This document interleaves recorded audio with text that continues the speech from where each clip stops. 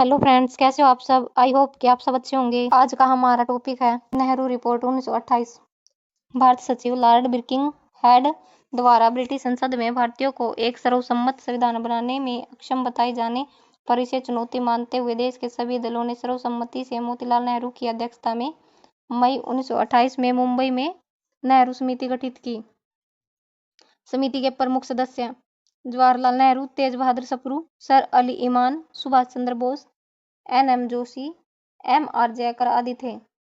समिति ने अगस्त 1928 में एक संवैधानिक रिपोर्ट लखनऊ में आयोजित सर्वदलीय कॉन्फ्रेंस में प्रस्तुत की। इसे नेहरू रिपोर्ट कहा जाता है।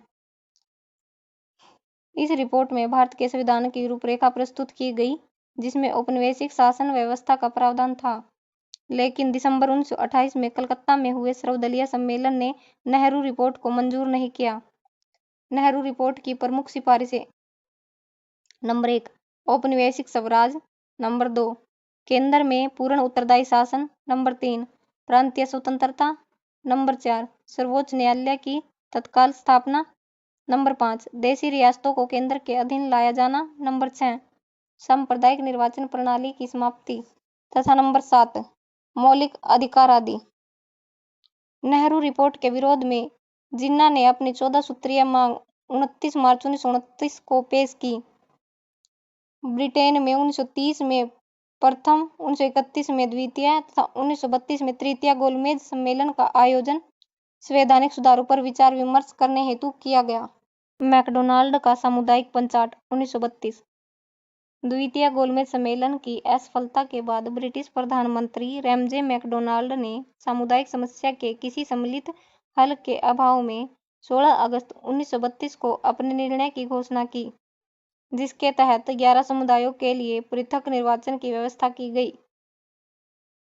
मुसलमानों के अलावा बी.आर. अम्बेडकर की मांग पर पिछड़ी व दलित जातियों को हिंदुओं से अलग कर उन्हें पृथक निर्वाचन की सुविधा प्रदान की गई।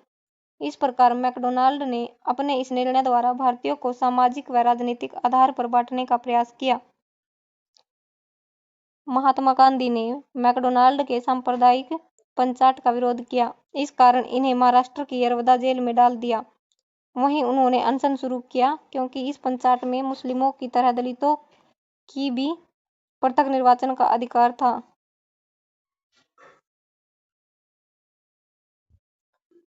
मुस्लिम लीग ने इस प्रस्ताव को इसलिए ठुकरा दिया क्योंकि देश का सांप्रदायिक आधार पर विभाजन की उसकी मांग नामंजूर कर दी गई थी।